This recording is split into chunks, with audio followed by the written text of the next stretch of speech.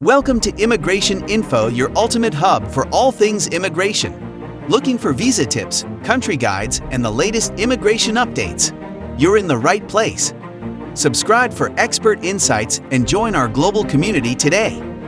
According to newly released data from the U.S. Citizenship and Immigration Services, USCIS, more foreign-born workers in science, technology, engineering, and math, STEM fields are enjoying such happy endings.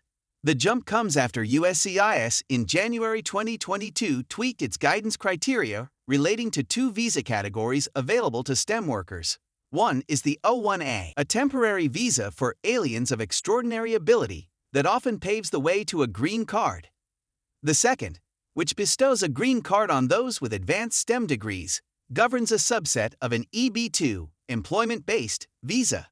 The USCIS data, reported exclusively by Science Insider, show that the number of O1 visas awarded in the first year of the revised guidance jumped by almost 30% to 4,570 and held steady in fiscal year 2023, which ended on 30 September.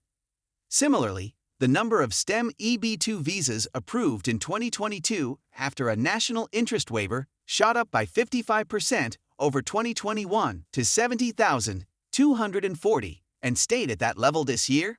I'm seeing more aspiring and early-stage startup founders believe there's a way forward for them, says Silicon Valley immigration attorney Sophie Alcorn. She predicts the policy changes will result in new technology startups that would not have otherwise been created. Seattle attorney Tomina Watson, author of the Startup Visa, U.S. Immigration Visa Guide for Startups and Founders, agrees and also thinks USCIS got it right. To their credit, USCIS has set reasonable standards and is implementing the guidance in a way that is allowing people to get approved, she says. President Joe Biden has long sought to make it easier for foreign-born STEM workers to remain in the country and use their talent to spur the U.S. economy. But under the terms of a 1990 law, only 140,000 employment-based green cards may be issued annually, and no more than 7% of those can go to citizens of any one country. The ceiling is well below the demand, and the country quotas have created decades-long queues for scientists and high-tech entrepreneurs born in India and China. The 2022 guidance doesn't alter those limits on employment-based green cards, but clarifies the visa process for foreign-born scientists pending any significant changes to the 1990 law.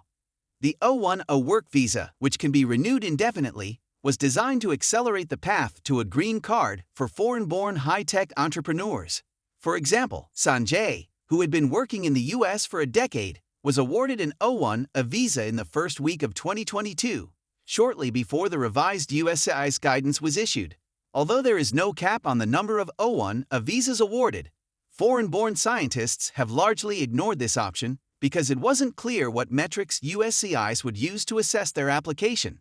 The 2022 guidance on O1 has removed that uncertainty by listing 8 criteria, including awards, peer-reviewed publications, and reviewing the work of other scientists, and stipulating that applicants need to satisfy at least 3 of them. The second visa policy change affects those with advanced STEM degrees seeking the national interest waiver for an EB2.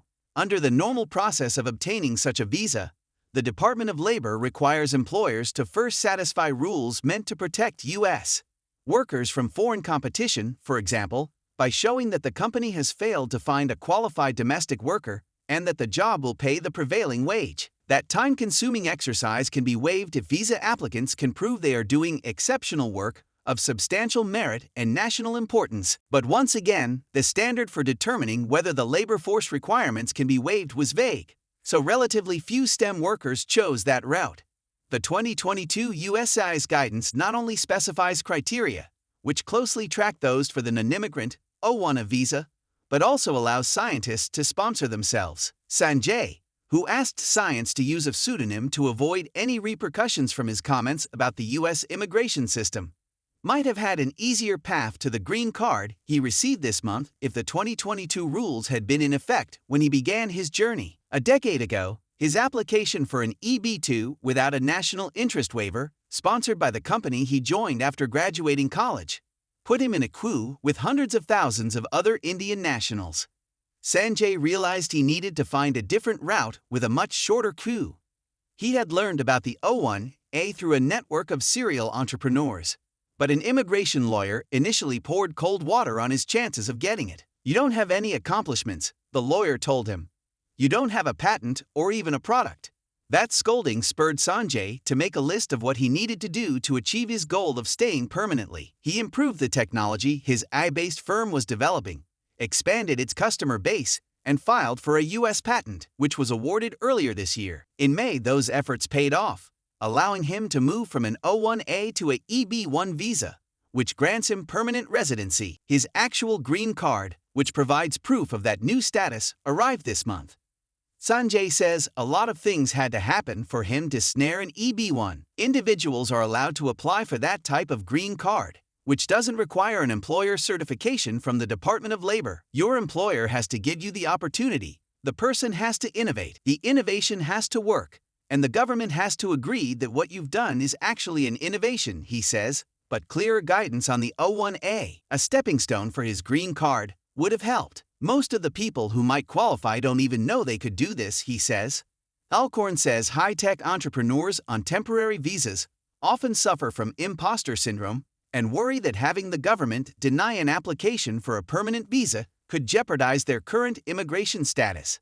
The new USCIS guidance addresses both issues, she says, by inviting applicants to brag about themselves and spelling out what they need to do to be successful.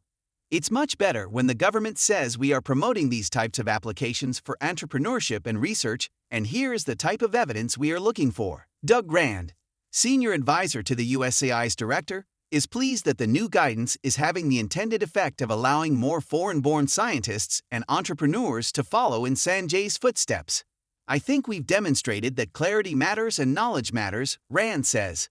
"The more people know about things like the O1A and the EB2, National Interest Waiver, the more people will want to take advantage of them. That increased demand," he adds, "might even help persuade Congress to raise the current cap on employment-based STEM visas as part of a broader deal on immigration reform."